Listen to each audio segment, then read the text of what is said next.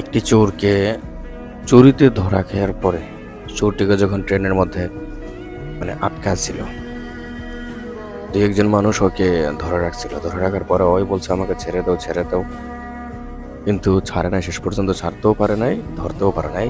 আর ট্রেনের তলে চাপা পড়ে পরবর্তীতে বেঁচে গেছে। এরপরে আসেন আসল রহস্য, আসল ঘটনা উন্মোচন। আমরা তো এখন যা শুনছি এটা সম্পূর্ণ মিথ্যা বানোয়াট।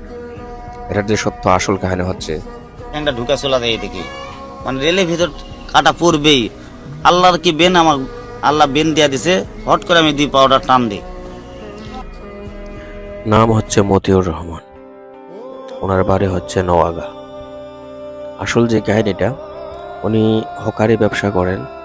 উনি ব্যবসার শেষে কিছু টাকা পয়সা নিয়ে উনি ট্রেনে ওঠার পরে ওনার মুখে ছিল মাস্ক।